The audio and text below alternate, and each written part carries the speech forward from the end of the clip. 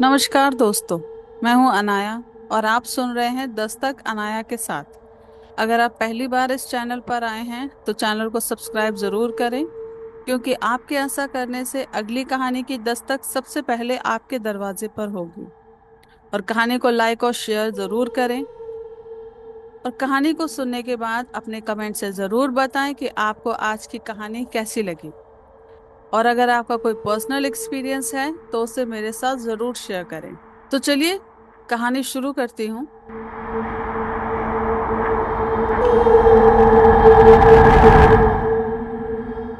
गांव के बीचों बीच खड़ी एक आलीशान हवेली, जो सिर्फ एक ईंट पत्थर की बनी हवेली नहीं, बल्कि पीढ़ियों से चली आ रही परंपरा और गांव की इज्जत की पहचान थी। और इसके मालिक थे ठाकुर रणविजय सिंह।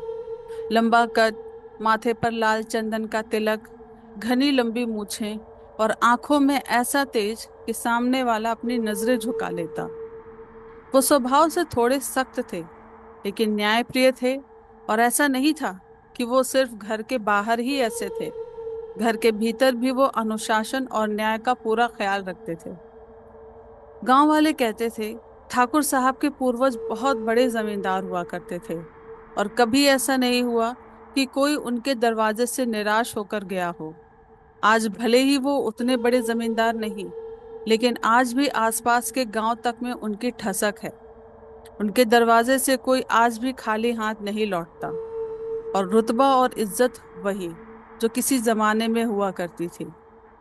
किसी की बेटी की शादी हो या किसी जरूरतमंद की मदद, ठाकुर रणविजय हमेशा आगे रहते। यहाँ तक कि अगर गांव में कोई झगड़ा हो जाता तो उसके निपटारे के लिए भी गांव वाले उनके पास ही जाते थे, और उनका निर्णय सभी खुशी खुशी मान लेते थे। ठाकुर रणविजय का नाम गांव में आदर के साथ लिया जाता था, और प्यार से लोग उन्हें ठाकुर साहब कहते थे। सावित्री देवी, ठाकुर रणविजय सिंह की पत्नी, गांव वाले उन्हें ठकुराइन कहकर आदर देते थे। हवेली का अनुशासन और परंपरा की डोर उन्हीं के हाथों में बंधी थी। हर सुबह वो खुद पूजा का थाल सजाती और आरती की तैयारी करती। लेकिन बहू मालती के आने के बाद ये जिम्मेदारी मालती को दे दी, और ठाकुर साहब खुद आरती की थाल हाथ में लेकर पूजा करते। और उसके बाद ही घर के लोग अपने अपने काम के लिए निकलते थे। मालती के स्वभाव और भक्ति भाव को देखकर ही ठाकुर साहब ने उसे अपने घर की बहू बनाने का निर्णय लिया था। सांवली सलोनी, बड़ी बड़ी आंखें, सुरीली आवाज और उसके भजन पूरी हवेली को भक्ति भाव से भर देते थे। ठाकुर रणविजय की कोई बेटी नहीं थी, इसलिए ठाकुर साहब उसे अपनी बेटी की तरह प्यार करते थे और हंसते हुए उसकी सारी बात मानते थे। सारा गांव उनके परिवार को देखकर यही कहता था कि स्वयं शक्ति इस घर में वास करती है। ठाकुर रणविजय का परिवार सिर्फ जमींदारों का घराना ही नहीं था, बल्कि माँ दुर्गा का परम उपासक भी था। गांव में जब भी कोई पर्व या अनुष्ठान होता तो उसकी शुरुआत हवेली से ही होती थी। उनके परिवार की यह मान्यता थी कि उनकी हर पीढ़ी माँ दुर्गा के आशीर्वाद से ही फलती फूलती आई है। यही कारण था जब भी कोई बड़ी खुशी या संकट आता, ठाकुर रणविजय सबसे पहले माँ के चरणों में माथा टेकते थे। सुबह का समय था। हर रोज की तरह दिन की शुरुआत माँ की आराधना से हुई। ठाकुर साहब ने देखा कि बहू मालती नजर नहीं आ रही थी। उन्होंने अपनी पत्नी से पूछा, बहू नजर नहीं आ रही? आज वो आरती में भी नहीं आई, सब ठीक तो है? सावित्री देवी मुस्कुराते हुए बोली, ठाकुर साहब, इस घर में एक नया मेहमान आने वाला है। आप दादा बनने वाले हैं। ठाकुर साहब की खुशी का कोई ठिकाना नहीं था। उन्होंने हाथ जोड़कर माँ का शुक्रिया अदा किया। तभी सावित्री देवी बोली, आपको याद तो है, हमारे खानदान की परंपरा है, जब भी कोई बहू पहली बार माँ बनने वाली होती है तो उसे कुलदेवी का आशीर्वाद दिलाने के लिए कुलदेवी के मंदिर ले जाया जाता है। ठाकुर साहब मुस्कुराते हुए बोले, हाँ तो ठीक है, हम कल सुबह ही चलेंगे। वैसे भी माँ के आशीर्वाद के बिना ये खुशी अधूरी है। अगले ही दिन सारा परिवार मंदिर के लिए निकला। कुलदेवी का मंदिर गांव से कुछ दूरी पर ही था। मंदिर के चारों तरफ पेड़ और हरियाली थी, जिससे वहां का वातावरण एकदम शांतिपूर्ण था। पूरे परिवार ने माँ की पूजा अर्चना की और आशीर्वाद लिया। ठाकुर रणविजय ने माँ के चरणों में माथा टेका। बोले, माँ, आपने हमेशा मेरे परिवार को अपनी कृपा की छाया में रखा। अपनी कृपा हमेशा यूं ही बनाए रखना। पूजा के बाद परिवार जब हवेली लौटने लगा, तभी मालती की नजर रास्ते में फैले हरे भरे फसलों से लहलहाते खेतों और बागों पर पड़ी, और तभी उत्साहित होकर पूछने लगी, बाबूजी, ये खेत किसके हैं? ठाकुर साहब हंसने लगे। बोले, बहू, जहां तक तुम्हारी नजर जा रही है उसके आगे भी हमारी ही जमीन है। ये खेत, ये बाग सब हमारे हैं। बाबूजी, क्या मैं अपने खेतों को देखने जाऊं? मालती संकोच करते हुए बोली। ठाकुर साहब बोले, बहू, आज तुमने हमें बहुत बड़ी खुशी दी है। आज तो हमसे कुछ भी मांग सकती हो, और ये तो बहुत छोटी सी चीज है। जाओ, जाकर देख लो। और अपने बेटे रणजीत को उसके साथ जाने के लिए कहा। मालती खुशी खुशी खेतों की तरफ बढ़ने लगी।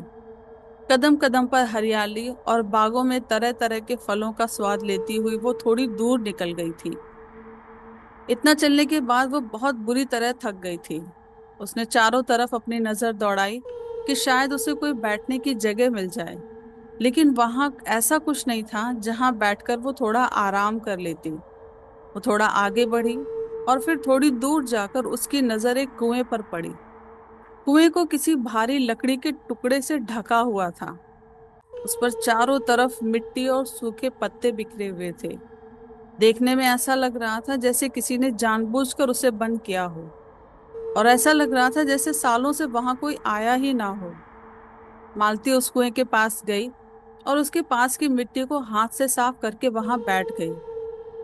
जैसे ही मालती कुएं के पास बैठी, उसे लगा कि कुएं के अंदर से हल्की और धुंधली सी आवाज आ रही है।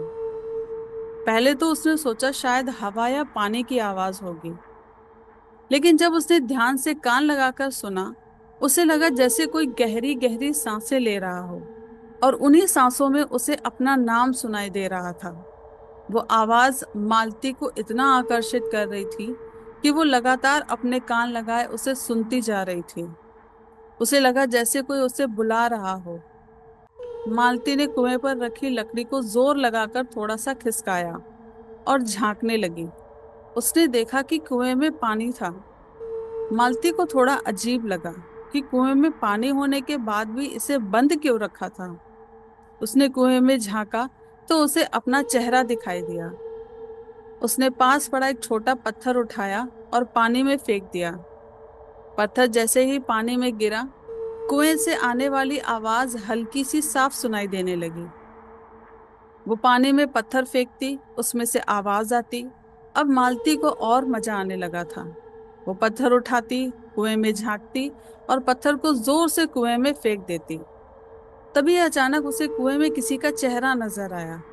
वो डर के पीछे हट गई। उसने हिम्मत की और दोबारा कुएं के अंदर झांका।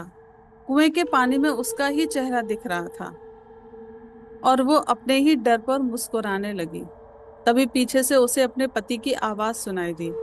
मालती, अगर तुम्हारा खेल खत्म हो गया हो तो चलें? मालती ने मुस्कुराते हुए सिर हिलाया और उठकर वहां से जाने लगी। उसके कदम तो आगे बढ़ रहे थे, लेकिन उसकी नजरें उस कुएं पर टिकी हुई थी। वो बार बार मुड़कर कुएं की तरफ देख रही थी, जैसे कुएं के अंदर कोई अनजानी शक्ति मालती को अपनी तरफ खींच रही हो। उसे अभी भी अपनी आंखों पर यकीन नहीं हो रहा था कि क्या सच में कुएं में उसने किसी और का चेहरा देखा, या वो सिर्फ उसका वहम था। मालती घर पहुंची, लेकिन घर के अंदर कदम रखते ही मालती अचानक जमीन पर गिर पड़ी। सब घबरा गए। उसके पति ने दौड़कर उसे गोद में उठाया और कमरे में ले जाकर लिटा दिया। सभी को चिंता में देखकर मालती की सास बोली, चिंता मत करो, थकान की वजह से चक्कर आ गया होगा। थोड़ा आराम करेगी तो सही हो जाएगी, वरना कल डॉक्टर को बुला लेंगे। लेकिन कुछ ही देर बाद मालती को होश आ गया। मालती को सही सलामत देख सबने राहत की सांस ली। अगली सुबह रोज की तरह हवेली में आरती शुरू हुई। पूजा में सभी लोग थे, लेकिन मालती वहां नहीं थी। सबकी नजरें मालती को ढूंढ रही थी। ठाकुर रणविजय अपनी पत्नी से बोले, आज बहू पूजा में नहीं आई? ऐसा तो पहले कभी नहीं हुआ। हाँ, शायद तबीयत ठीक नहीं होगी, इसलिए आराम कर रही होगी, मालती की सास ने जवाब दिया। तभी अचानक मालती के कमरे से उसके चीखने की आवाज आई। सभी लोग दौड़ते हुए उसके कमरे में पहुंचे तो देखा कि मालती जमीन में पड़ी हुई थी और उसके कमरे का आईना टूटा हुआ था और वो आईने की तरफ देखकर चिल्ला रही थी और चिल्लाते चिल्लाते बेहोश हो गई। इसी तरह कई दिन बीत गए। मालती पूरे दिन कमरे में बंद रहती, ना किसी से बात करती, न खाना खाती थी, बस बेजान सी लेटी रहती और उसकी आंखें जैसे किसी अदृश्य चीज को लगातार निहारती रहती थी। कभी वो अचानक हंसने लगती और उसी पल खून जमा देने वाली चीख निकालने लगती। मालती कमजोर पड़ती जा रही थी, उसका चेहरा एकदम पीला पड़ गया था। अब सभी की चिंता बढ़ती चली जा रही थी। ठाकुर साहब ने डॉक्टर बुलाया। डॉक्टर ने जांच की, बोले घबराने की बात नहीं है, थकान और कमजोरी है और शायद इन्हें कोई मानसिक तनाव है। तो मैं कुछ दवाइयां लिख देता हूँ, चिंता की बात नहीं है, सब ठीक हो जाएगा। समय बीतता गया, लेकिन दवाइयों का मालती की हालत पर कोई असर नहीं हुआ, बल्कि दिन ब दिन मालती की हालत और भी बिगड़ती जा रही थी। उसकी आंखें धंसती जा रही थीं, चेहरे पर एक अजीब सी उदासी रहती थी। सबसे डरावनी बात तो ये थी कि अब वो अक्सर खुद से बातें करने लगी थी, कभी हल्की मुस्कान, कभी किसी से गुस्से से बात करना, मानो कमरे में कोई और मौजूद हो। लेकिन कमरे में मालती के अलावा कोई नहीं होता था। घर का माहौल डर और बेचैनी से भरने लगा था। किसी को समझ नहीं आ रहा था कि अचानक मालती को क्या हो गया था। तभी एक दिन सुबह ही ठकुराइन घबराई हुई आई। बोली, ठाकुर साहब, बहू अपने कमरे में नहीं है। ठाकुर रणविजय चौंकते हुए बोले, क्या मतलब बहू अपने कमरे में नहीं है? हवेली में देखो, यहीं कहीं होगी, और कहाँ जाएगी? हमने पूरी हवेली देख ली है, मालती कहीं नहीं मिली। मुझे बहुत डर लग रहा है, सावित्री देवी बोली। ठाकुर रणविजय ने अपने सारे नौकरों को बुलाया और बोले, पूरा गांव छान मारो, गांव का कोई भी कोना ना छूटे, किसी भी हालत में बहू को ढूंढ कर लाओ। सारे नौकर तुरंत मालती को ढूंढने में लग गए। ठाकुर रणविजय को समझ नहीं आ रहा था कि अचानक मालती की तबीयत इतनी खराब कैसे हो गई। उन्होंने अपने दिमाग पर जोर दिया और उन्हें याद आया कि मालती में ये बदलाव उस दिन के बाद से आया था जब वो कुल देवी की पूजा के लिए गए थे। उन्होंने अपने बेटे रणजीत सिंह को बुलाया और पूछने लगे, उस दिन जब मालती तुम्हारे साथ खेतों में गई थी, तब वहां उसके साथ कुछ हुआ था क्या? रणजीत सिंह थोड़ी देर के लिए चुप रहा, झिझकते हुए बोला, बाबूजी, ऐसा तो कुछ नहीं हुआ था। वो बहुत खुश थी। मैं अपने खेतों की फसल देखने लगा और जब मैं वापस आया तो मैंने देखा वो एक कुएं के पास बैठी थी और पत्थर उठाकर पानी में फेंक रही थी और अजीब तरीके से मुस्कुरा भी रही थी। मैंने उसे टोका तो बोली, कुएं के अंदर से किसी की आवाज आ रही है। मैंने उसकी बात पर गौर नहीं किया और वापस घर चलने के लिए कहा। लेकिन मुझे एक बात अजीब लग रही थी, वो मुड़ मुड़ कर उसी कुएं की तरफ देख रही थी। ठाकुर रणविजय हैरानी से उसकी बात काटते हुए पूछने लगे, कुआं? कौन सा कुआं? रणजीत ने माथे पर शिकन डालते हुए कहा, बाबूजी, हमारे खेतों के बीच में एक पुराना कुआं है।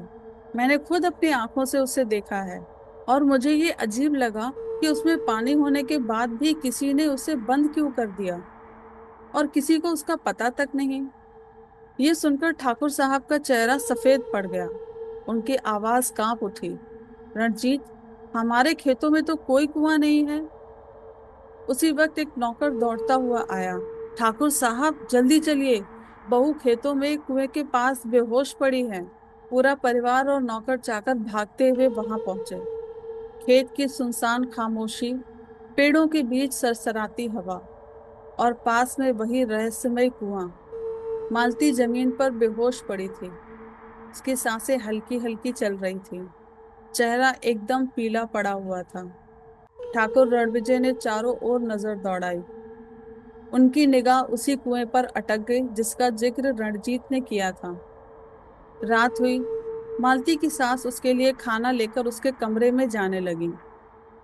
वो जैसे ही कमरे के पास पहुंची, उन्होंने देखा कमरे का दरवाजा आधा खुला हुआ था और भीतर से किसी के फुसफुसाने की आवाज आ रही थी। उन्हें ऐसा लगा जैसे कमरे के अंदर से किसी बूढ़ी औरत की आवाज आ रही थी। उन्होंने धीरे से भीतर झांका, देखा कि मालती तो कमरे में अकेली थी, फिर भी वो खिड़की के पास खड़ी होकर किससे बात कर रही है। सावित्री देवी ने हिम्मत करते हुए दरवाजा खोला और डरते हुए बोली, बहू, खाना खा ले। सुबह से तूने कुछ नहीं खाया। इस तरह भूखी रहेगी तो बच्चे को नुकसान करेगा।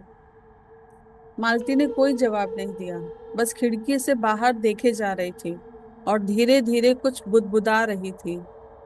तभी मालती की सास उसके और पास गई और बोली, बहू, तू किससे बात कर रही है? वहां तो कोई भी नहीं है। उन्होंने मालती के कंधे पर हाथ रखा और घबराते हुए हल्की आवाज में बोली, बहू, बता तो सही, तू किससे बात कर रही है?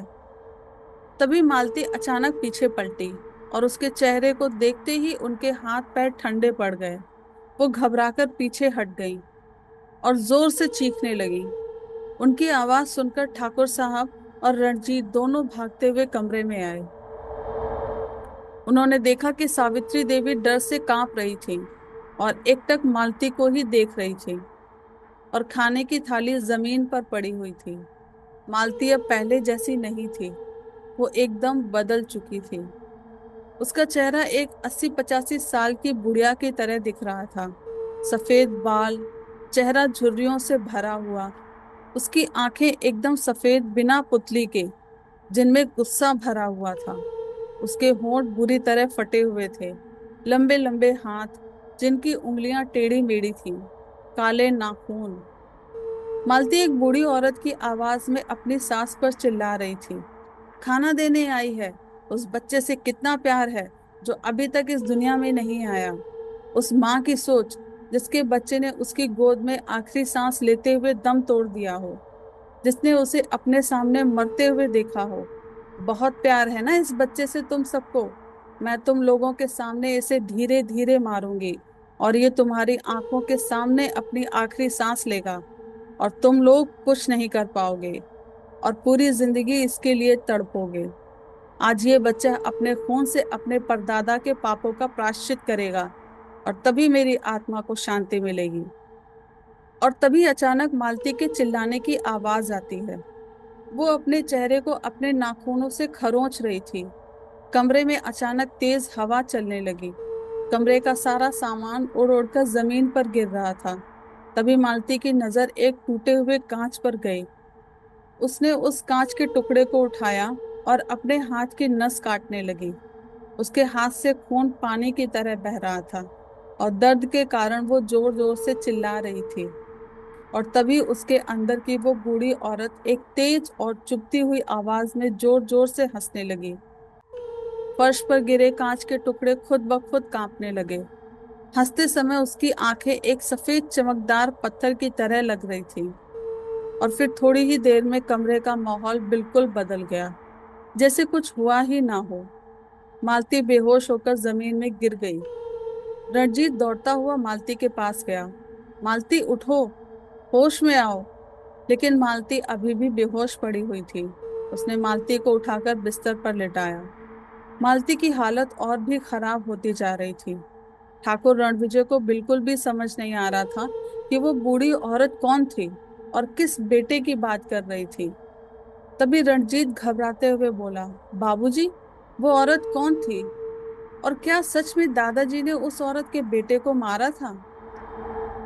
मुझे नहीं पता, और मुझे नहीं लगता कि बाबूजी ऐसा कर सकते थे, क्योंकि मैंने तो हमेशा उनको गरीबों की मदद करते हुए देखा। ऐसा कौन है जो हमें इस बारे में बता सकता है? कमरे में एकदम सन्नाटा था। ठाकुर रणविजय यही सोच रहे थे कि कौन है जो इस रात से पर्दा हटाएगा। ऐसा कौन है जो बाबूजी के बारे में सब जानता हो? हाँ, अगर ऐसा कुछ हुआ होगा तो बुआ को जरूर पता होगा। मुझे सुबह होते ही बुआ के पास जाकर सारी बात पता करनी होगी। ठाकुर रणविजय सिंह बोले। सुबह होते ही ठाकुर रणविजय अपनी बुआ के घर के लिए निकल पड़े, क्योंकि वहां पहुंचने में लगभग 15 से 16 घंटे लगते थे। वो वहां पहुंचे, उन्होंने देखा कि उनकी बुआ की तबीयत बहुत खराब थी और वो बिस्तर से उठ भी नहीं पा रही थी। ठाकुर रणविजय ने मालती की हालत के बारे में उन्हें सब कुछ बताया, और ये भी बताया कि कैसे वो औरत उससे कह रही थी कि मालती के बच्चे को उसके परदादा की करने का प्रायश्चित अपने खून से करना होगा, और तभी उसकी आत्मा को शांति मिलेगी। वो बोले, बुआ, बाबूजी ने ऐसा उस औरत के साथ क्या किया था? ये आज मेरे नाती की जान खतरे में है। बुआ बोली, रणविजय, ऐसा मुझे कुछ याद नहीं आ रहा, और उम्र के कारण सारी बातें मुझे अब याद भी नहीं रहती। और इतना बोलकर चुप हो गई। ठाकुर रणविजय की आखिरी उम्मीद भी खो रही थी। उनके चेहरे पर उदासी और चिंता साफ दिखाई दे रही थी।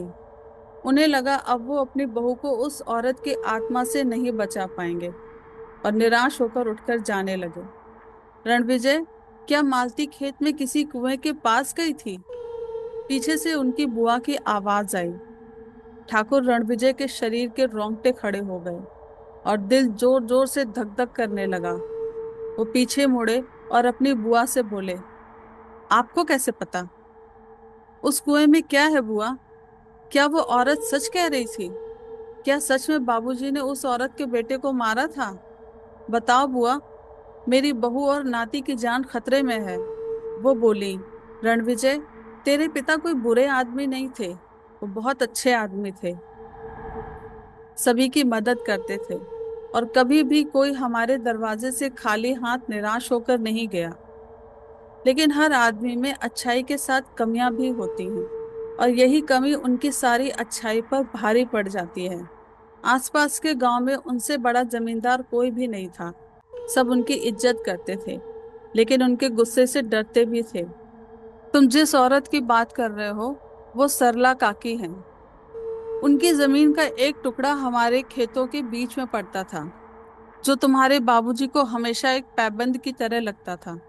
और वो जमीन उपजाऊ भी थी। उन्होंने काकी और उनके बेटे को बहुत समझाया कि वो उस जमीन के टुकड़े को भैया को बेच दें, और बदले में जितना पैसा वो चाहते हैं ले लें। लेकिन उनका बेटा नहीं माना। बोला, तुम लोगों ने सारे गांव वालों से उनकी जमीन उन्हें पैसों का लालच देकर छीन ली है। गांव के किसानों की ये हालत हो गई है कि छोटी छोटी चीजों के लिए उन्हें तुम्हारे सामने गिड़गिड़ाना पड़ता है, और तुम उनको थोड़ा सा अनाज देकर उनके भगवान बने हो। लेकिन मैं बेवकूफ नहीं हूँ। मैं किसी भी हालत में ये जमीन तुम्हें नहीं दूंगा। उस दिन तुम्हारे बाबूजी का गुस्सा 7वें आसमान पर था। बोले, लड़के, मैंने तुझे समझाने की पूरी कोशिश की, लेकिन तुझे समझ नहीं आया। अब तेरी हालत का जिम्मेदार तू खुद होगा। और जहां तक बात है इस जमीन की, इसे तो हम लेकर ही रहेंगे, क्योंकि ठाकुर पृथ्वी सिंह को जो चाहिए होता है वो किसी भी हालत में उसे लेकर ही रहते हैं। उनके लोगों ने उस लड़के को बहुत मारा, इतना कि वो अधमरा सा हो गया था। और उसी हालत में तुम्हारे बाबूजी ने जमीन के कागज पर उसके अंगूठे का निशान ले लिया और उसे उसके घर के सामने फिकवा दिया। उसने अपनी आखिरी सांस काकी की गोद में ली थी। काकी ने हवेली आकर तुम्हारे पिताजी को बहुत बुरा भला कहा। बोली, ठाकुर, तूने एक विधवा के बुढ़ापे का आखिरी सहारा छीना है। मेरे बेटे ने इन्हीं हाथों में आखिरी सांस ली, और मैं कुछ नहीं कर पाई।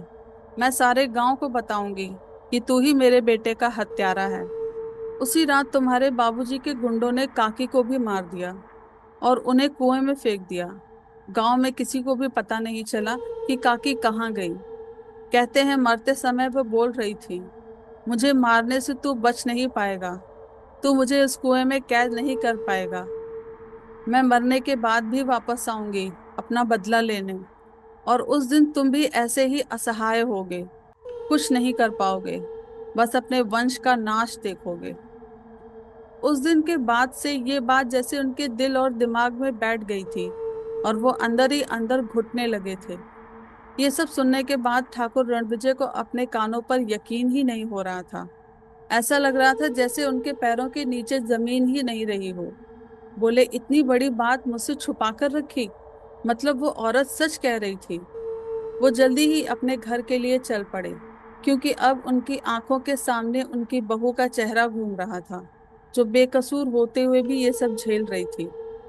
सुबह होते ही ठाकुर अपनी हवेली पहुंच गए और सभी को सच्चाई बताई। सबके चेहरे एकदम पीले पड़ गए थे, जैसे उनके शरीर में खून ही ना रहा हो। हवेली के हर कोने में अजीब सन्नाटा पसरा हुआ था और दीवारें किसी अनजान डर से कांप रही थीं। उन्होंने बिना समय गंवाए एक बहुत पहुंचे तांत्रिक को बुलाया, बाबा त्रयाग। जैसे ही बाबा ने हवेली के अंदर कदम रखा, हवा अचानक भारी हो गई।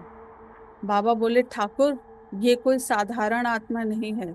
इस आत्मा में एक माँ का गुस्सा है, जिसने अपने बेटे को अपनी नजरों के सामने दम तोड़ते देखा है। वो बदला लेने आई है। उसने तुम्हारी बहू को चुना है, क्योंकि तुम्हारी बहू के गर्भ में नया जीवन पल रहा है, और वो इसे नुकसान पहुंचाकर यही चाहती है कि तुम भी उसी कष्ट से गुजरो। बाबा मालती के कमरे के अंदर गए और उसकी तरफ देखकर बोले, मुझे पता है तू यहीं कहीं है। इतना कहते ही कमरे में अचानक ठंड और बढ़ गई। हाथ पैर जैसे जमने लगे। कमरे में रखी चीजें अपने आप हिलने लगी और एक बूढ़ी औरत की धीमी कराहती हुई हंसी पूरे कमरे में गूंज उठी। मालती की आंखें एकदम सफेद हो गईं। उसका शरीर जोर जोर से कांपने लगा और उसका सिर उल्टा घूम गया। खिड़कियों के शीशे अपने आप टूटने लगे और चारपाई खुद ब खुद हवा में उठ गई और जमीन पर धड़ाम से गिर गई और गुस्से से बोली, तू अपनी पूजा से मेरे गुस्से को शांत नहीं कर पाएगा। मुझे यहाँ से निकालने आया है। दिखा तुझमें कितना दम है। बचा ले अगर इस बच्चे को बचा सकता है। अब उस आत्मा की आवाज पूरे कमरे में गूंज रही थी। तभी मालती के शरीर पर अपने आप घाव बनने लगे। वो दर्द से चिल्ला रही थी। उसके गर्भ पर खरोंच के निशान बन रहे थे। वो अपने पेट को जोर से पकड़कर रो रही थी। तभी उसकी नजर ठाकुर पर पड़ी। बोली, बाबूजी, मुझे बचाइए, मेरा बच्चा, वो मेरे बच्चे को मार डालेगी। सब असहाय खड़े थे और सबकी आंखों में आंसू थे। जैसे जैसे तांत्रिक बाबा अपने मंत्रों पर जोर देते, उनके साथ उस औरत का गुस्सा और बढ़ता जाता और वो मालती को और नुकसान पहुंचाती। बाबा बोले, ठाकुर, तुम्हारी बहू की जान खतरे में है, क्योंकि उस आत्मा ने अपनी शक्ति को मालती की गर्भ में पल रहे बच्चे की सांसों से बांध लिया है। मैं जितना नुकसान उस आत्मा को पहुंचाऊंगा, उतना ही कष्ट वो मालती की कोख में पल रहे बच्चे को देगी, और शायद आप दोनों को खो दें। ठाकुर बोले, नहीं बाबा, मैं ऐसा नहीं होने दूंगा। वो रोते हुए उस आत्मा के सामने अपने घुटनों पर बैठ गए और मालती और उसके बच्चे की जिंदगी की भीख मांगने लगे। बोले, तुम तो खुद एक माँ हो। तुमसे अच्छा कौन जानता है कि बच्चे को खोने का दर्द क्या होता है। तुम्हारे साथ जो हुआ वो किसी और ने किया, और उसकी सजा तुम इसको मत दो। अगर तुम्हारा गुस्सा बदले से ही शांत होता है तो मुझे मार दो, मेरी जान ले लो, मैं उफ तक नहीं करूंगा, लेकिन इसे छोड़ दो। और उसके सामने जमीन पर सिर रखकर रोने लगे। अचानक कमरे की सिहरन कम हो गई। मालती का चेहरा बदलने लगा। उस आत्मा ने आखिरी बार अपना चेहरा दिखाया और मालती के पेट पर हल्का सा हाथ रखा, मानो बच्चे को आखिरी बार महसूस कर रही हो।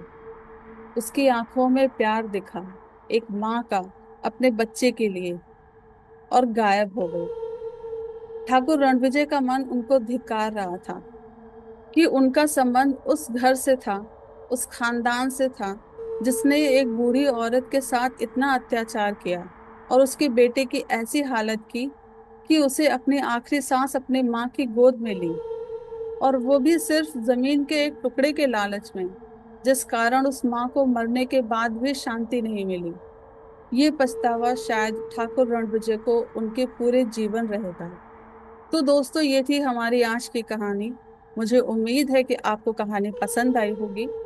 कमेंट करके मुझे ज़रूर बताएं और चैनल को सब्सक्राइब करके मुझे मोटिवेट करते रहें, जिससे मैं इसी तरह की और डरावनी और रोमांचक कहानियां आपके लिए लेकर आती रहूं। तो चलिए फिर मिलेंगे अगली दस्तक में अनाया के साथ।